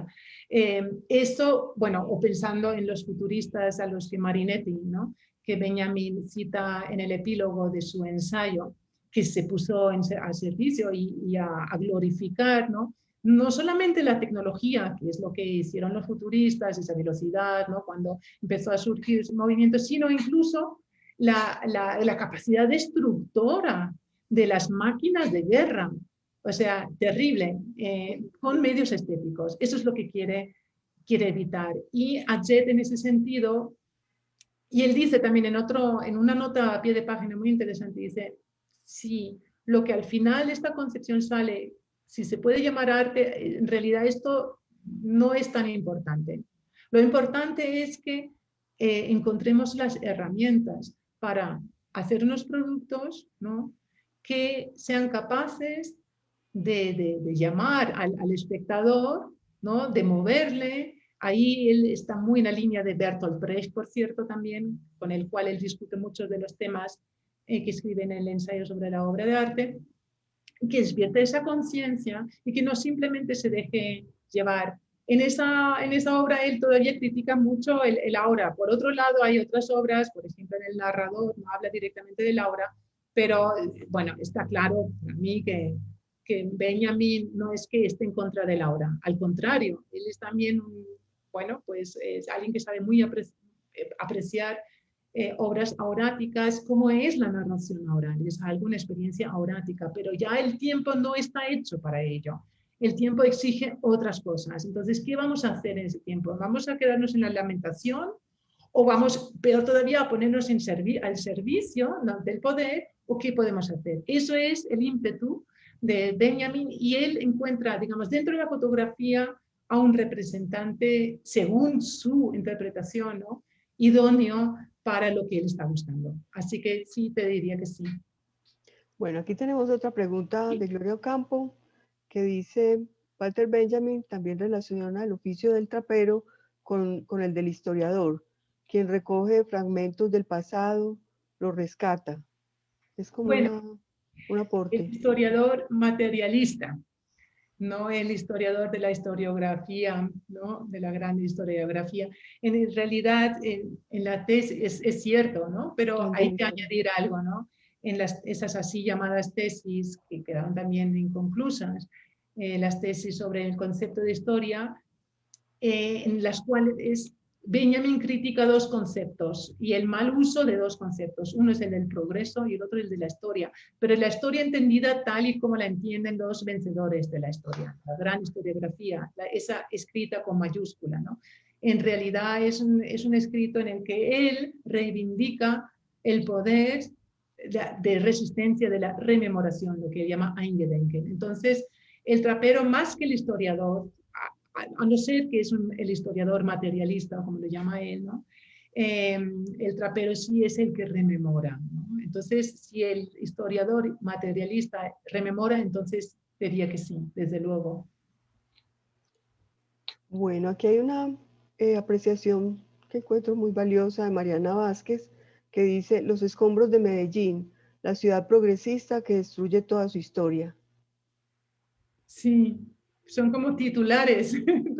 Yo quisiera, me interesa también, pero más que contar yo algo sobre ello, me gustaría que Mariana nos contara sobre los escombros de Medellín, claro, cogiendo asociado con París. El título de Antonio Muñoz Molina, ¿no? Sí, la ciudad progresista que destruye toda su historia. Sí, yo tengo un escrito que todavía no ha salido en el que hablo en un párrafo precisamente de esto, pero... Pero yo ahí pensaría un poco como la fotografía fija, o sea, fija esas imágenes que van a ser destruidas, que van a ser finalmente, pues en esa remodelación urbanística que contabas, todo eso iba a ser destruido, todos estos barrios obreros, toda esta parte de la ciudad, y la fotografía entonces como que hace pervivir esas imágenes, pues como que Sí, permite. lo interesante, Beatriz, aquí es cómo entendemos esas fotografías, porque si decimos que son documentos podemos entenderlas, o Una bien. memoria, diría como una Sí, memoria. sí, sí, pero es que también la memoria se puede entender en diferentes sentidos, ¿no? Hay una memoria, un poquito lo aludí antes, una memoria nostálgica, que bueno, pues por nostalgia lo quiere conservar, es, ay, qué pena, pero bueno, claro, hay que sacrificar esto en pro del progreso, del bienestar, pero sin embargo, pues, o los viejos tiempos, que bueno, siempre como diciendo los tiempos viejos son mejores, no es verdad, no son mejores, no, eso no es el tema. Entonces, no es una memoria en ese sentido que quiere glorificar o que quiere conservar tal cual, aunque sea en la imagen, pero intacta, sino una memoria crítica que ve qué es lo que ya no hay y que pregunta qué es lo que hay ahora y por qué es lo que hay ahora así y cómo tiene que ver con lo que hubo, ¿no? Esta es lo que le interesa a Benjamin, y esta es la parte, digamos, documental, ¿no? Entendido el documento en ese sentido, como un testimonio, pero de unas voces y de unos sucesos callados que fueron borrados, ¿no? Desde luego, yo también estaba pensando mucho en Medellín, pero no solo en Medellín, porque lo que he presentado con Benjamin y sobre París lo podemos extrapolar a muchísimos sitios, Claro, ¿no? A claro, tantas ciudades. claro. Bueno, a ver aquí. Em, Aquí hay como unos saludos, Ana. Sí, Muchas, Paula Tete. Hola, Paula. muchas gracias, Ana María. Muchos saludos desde Concepción, Chile. Ella es Eh, una profesora de la universidad. Inglaterra. Sí, Luzma Osorio, saludos desde Londres. Ana María, desde Londres, te están escuchando. Bueno, hola Ana María, gracias por tu conferencia. Gran aporte. Aquí una duda bastante precisa. Walter Benjamin en su texto Infancia en Berlín hacia 1900 tiene un gran interés en la ciudad en el que se concentra no en las personas o eventos, sino en lugares y cosas, desde la perspectiva de un niño, un colector, un flaneur. ¿Creer que esto tiene influencia en su fijación? ¿Crees que esto tiene influencia en su fijación por las fotografías de Adjet? Sí, muchas gracias por esto. Muchas gracias por el comentario, claro que sí. Yo iba a terminar, pero por falta de tiempo no lo hice. Iba a terminar precisamente con el final maravilloso de la infancia en Berlín en torno a 1900, en la que él habla del Buchlichtmännlein, ¿no? Del hombrecillo jorobado, que en realidad es otra variante de un Lumpensammler, de un trapero, que tiene en su chepa, que recoge todo, ¿no? El jorobillo, el hombrecillo jorobado de infancia en Berlín en torno a 1900, ahí hace referencia a unas canciones infantiles en las cuales aparece una figura que es ese jorobillo, que siempre aparece cuando algo se rompe. Es decir, voy a la cocina y él lo cita ahí. Voy a la cocina y ¡pum! Se me ha caído mi jarra, mi jarrón. Y ahí está ya el jorobado.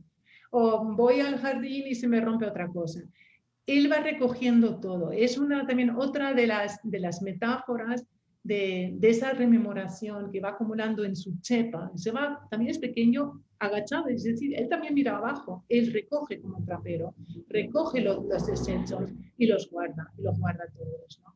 Él es como el que me acompaña siempre y que podríamos decir incluso quizás tiene algo de mi inconsciente o no sé, de mi historia y de mi vida de la que yo no soy consciente, pero que me acompaña siempre. Y está como configurada en el hombrecillo jorobado. Y desde luego, bueno, se podrían decir muchas más cosas. Desde luego yo veo en muchas líneas de contacto, y aparte de eso, Benjamin, como escribe, es que él hace collage, él coge trozos de unos textos y los utiliza para otros textos, todo está interconectado en un gran tejido conceptual y de escritura, de esa escritura maravillosa que él tiene. Y entonces, claro que sí, aparece también el flaneur, por ejemplo, al principio en ese primer capítulo del Tiergarten, ¿no? De una manera, bueno, no dicho como flaneur, pero es el flaneur que también va para abajo, ¿no? Que va buscando para abajo lo que el subsuelo, otra vez el subsuelo es oscuro, lo que no vemos, pero que siempre está ahí y nos acompaña, o incluso lo que nos sostiene, ¿no? Y guarda. Así que muchísimas gracias por el comentario, absolutamente, tiene mucho que ver.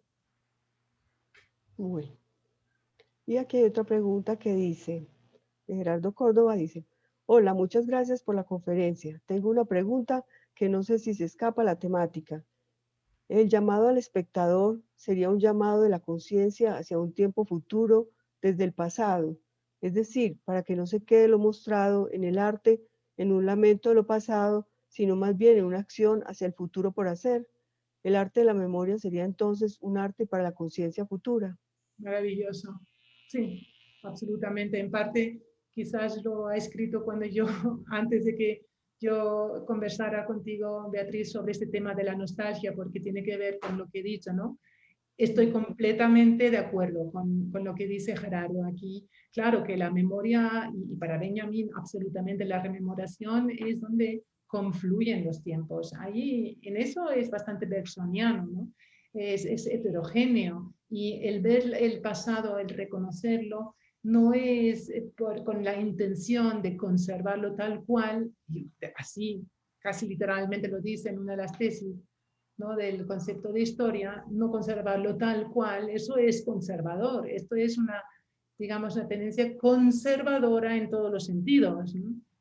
Que no quiere cambiar nada. Y en ese sentido tampoco le interesa reconocer la interconexión de todos los tiempos y ver también el futuro, desde luego. O sea, estoy absolutamente de acuerdo con el comentario. Muchas gracias. Bueno, yo quisiera como decir al final que recordar ese pasaje final, como termina la obra de arte en la época de la República Técnica, que termina diciendo a una estetización de la política, oponemos nosotros una politización del arte. Aquí estaría pues incluido Adjet, o sea, me parece que en estas narraciones que estamos considerando, o sea, la narración, por ejemplo, de la filosofía de Walter Benjamin, cómo le da de valor a un fotógrafo, pues como Adjet, que como decías, parece un artesano más bien, que nunca se consideró artista, y sin embargo le da importancia de ver que su arte es o sea, marcó un hito, digámoslo así, en la separación de lo que es la fotografía aurática de retrato a una fotografía de la ciudad, de las calles vacías de París. Entonces eso tiene una connotación política, pues como nos lo has mostrado en toda la conferencia, pues sobre todo en esta parte final, es el planteamiento de Benjamin, una politización del arte. Exacto, muchas gracias, Beatriz. Exacto, a esa cita me refería antes. Eso Bueno, es. yo creo, a ver si hay otra pregunta. No hay más preguntas. No sé si Gabriel, Mario o Carlos quieren poner la cámara y comentar algo. Ya no sé, tú eres la moderadora. No, Ana María, muchas gracias, qué conferencia tan espléndida. Yo creo que nos abre un montón de caminos para comprender también cómo en las ciudades latinoamericanas estos procesos de modernización se dieron no sin procesos violentos. Fueron procesos muy violentos realmente y gracias a esta conferencia se nos abre también una perspectiva de análisis de que es que esa relación modernizadora no fue un correlato del progreso. Y eso me parece muy fuerte en tu ponencia, muy rica porque nos deja abiertas también vetas de indagación histórica en el arte nuestro. Muchas gracias, Carlos. Sí, yo también lo veo igualmente, que, o sea, yo estaba escribiendo bueno, leyendo, interpretando a Benjamin, hablando sobre París, pero igual que lo que hemos dicho de la memoria, en la que confluyendo los tiempos aquí, confluyen los diferentes lugares, las situaciones son comparables, hay que encontrar semejanzas, que es otra de las cosas a las que nos invita Benjamin, ¿no? Sí, sí, sí. Encontrar las semejanzas. Es cierto, y que es una manera diferente de observar lo que pasaba con los artistas en esos procesos modernizadores que configuraron unos modelos de ciudad ajenos incluso a lo humano. Sí, Sí, exacto. Gabriel Mario. Pues, Ana, no, muchas gracias por la Muy buena. charla. Me suscitó muchas cuestiones. Es curioso porque pues, en mi tesis doctoral se llama justamente la fotografía como herramienta del pensamiento mágico. Abordo mucho de estos asuntos justamente en la que podríamos llamar reencantamiento de la imagen fotográfica. Estoy pensando en Barthes cuando establece ese también método correlato, o más bien haciendo respuesta a esa otra versión de Benjamin, cuando habla de una dinámica de la fotografía en términos de información y lo llama el estudio, y luego dice que en la fotografía hay un componente que es eminentemente mágico, que rompe cualquier estructura racional, de control, que pueda ser incluso ser utilizada de manera sistemática, sino que aparece de manera casi como lo dice él, como un golpe, ¿no? Es un punto, algo que rompe la estructura misma de lo racional. Y es ahí donde se reactiva el poder mágico de lo fotográfico, ¿no? Y esa reactivación me parece muy significativa porque está asociada a lo que uno podría llamar la naturaleza propia de lo fotográfico, asociada a esta idea de la huella, de la captura, de la fijación de la realidad. Y que en efecto pasa en mucho, como decía Benjamin, sobre todo por la captura y fijación de los seres humanos, de los sujetos humanos en la realidad.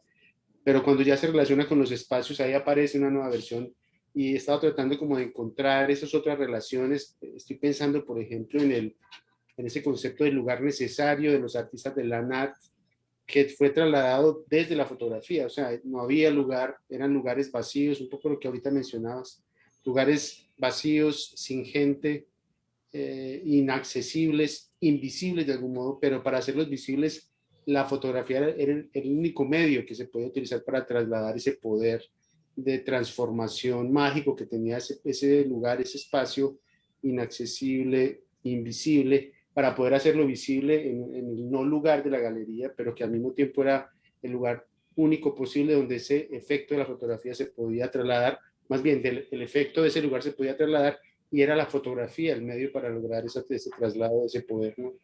Entonces, aquí dándole vueltas como a varias de las ideas que planteaste, me resulta muy sugestivo, y muchas gracias. Gracias, Carlos Mario. Pues mira, con lo de hacer visible, se me ocurre otra vez, y lo mágico, lo que acabas de decir, aunque Benjamin, y desde que yo lo estudio ya son muchos años, y desde el primer curso que impartí en aquel entonces, hace muchos años en España, junto con otro profesor amigo mío, Ricardo Pinilla, y mostrábamos fotografías de Arget, y decían los alumnos, y les teníamos que dar razón, decían, pero son muy auráticas también estas fotografías, tienen algo magia. O sea, una cosa es lo que lee, lo que le interesa a Benjamin. Desde luego, la argumentación yo la entiendo y he intentado hablar con Benjamin, ¿ya? ¿No? Ya otro paso sería decir, ves, pero ¿dónde reaparece de nuevo la magia? Y además, claro, nosotros no contemplamos hoy como se contemplaban quizás en tiempos de Benjamin, ni tampoco a finales del 19, eso va cambiando, y lo que nosotros podemos considerar como algo mágico, en otros tiempos podían haberse vivido como un choque, ¿no? Pero bueno, es muy interesante, y la misma dialéctica entre lo visible y lo invisible, es decir, el hacer visible lo invisible quiere decir que ya con esto lo vemos todo y lo entendemos, sino para mí es interesante una obra de arte, sea fotografía o sea cualquier obra, puede ser también música, que te vuelve a plantear esas preguntas y decir, bueno, pues no me lo representa todo, no me lo hace ver todo. Hace ver para decirme que es que en realidad no estoy viendo todo o no estoy viendo bien, ¿no? Pero bueno, son otras cosas que se me surgían, y muchas gracias por tus comentarios, Gabriel Mario. Entonces, bueno, aquí hay como también un comentario. Sandra Patricia, muchas gracias. Me han dado muchos más argumentos para seguir en mi búsqueda de educación y consumos museales en la edad escolar. Un abrazo a todos. le ha dado muchos ánimos en su búsqueda de educación y consumos museales en la escolar. Bueno, yo creo que podemos dar fin a, pues ya vamos a dar fin a estamos sobre el tiempo. Solo que deseamos pues invitarlos para la conferencia del próximo jueves 15 de abril. En esta ocasión disertará la profesora del Departamento de Artes Visuales, doctora Gloria Ocampo Ramírez, con su conferencia titulada El pensamiento, la emoción, Michel Foucault, sobre el fotógrafo Duane Michaels. Entonces también tenemos otra conferencia sobre fotografía. Como van a ver ustedes aquí, hay conferencias sobre artes visuales, sobre músico, pues también de música. Ustedes ven la programación. La programación se encuentra en la página de la facultad, pues en el portal, en la página de la Facultad de Artes. Entran por artes visuales y también por la opción de artes visuales y enlaces de interés. Bueno, queremos decir que entonces cada conferencia vamos a publicar en esta página el link para las conferencias pues, futuras y ustedes estarán consultando ahí en la página. Como les digo, entran a las unidades académicas, Facultad de Artes, Artes Visuales y enlaces de interés. Ahí estará el link para la próxima conferencia. De tener problemas con eso, pueden también escribirme al correo. De hecho, ya me han escrito muchas personas, beatriz.bernal@uda.edu.co. Entonces, si de pronto no tienen el link, cómo entrar, o en fin, me pueden escribir a este correo que también está pues en el afiche, y ahí entonces yo les puedo indicar. Nosotros cada semana vamos a hacer a programar la reunión y entonces estaremos dando cada semana el link para entrar. Va a ser con Google Meet. Esta vez no va a ser no vamos a hacer con Facebook, sino con Google Meet. Entonces les estaremos dando el link para la entrada, para el ingreso. Bueno, muchas gracias, Ana María, por muy buena tu conferencia, excelente, pues muy bien documentada. Sí, nos aportó demasiado a nosotros como estudiantes, pues nosotros como profesores de la Facultad de Artes, estudiantes del arte, y pues también estaba esa perspectiva filosófica excelente, muy bien.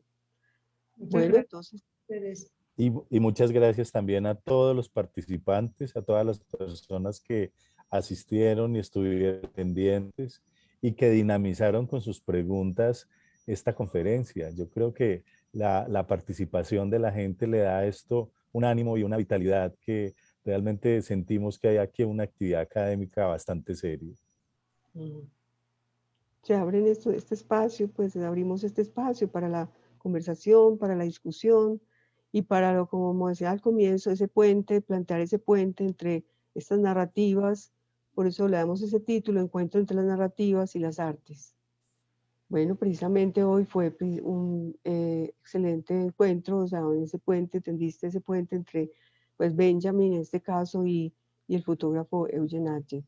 Bueno, entonces nos despedimos y muchas gracias por la asistencia. Esperamos pues entonces tenerlos aquí la próxima semana, el próximo jueves 15 de abril. Okay. Muchas Bueno, gracias. hasta luego. Hasta luego.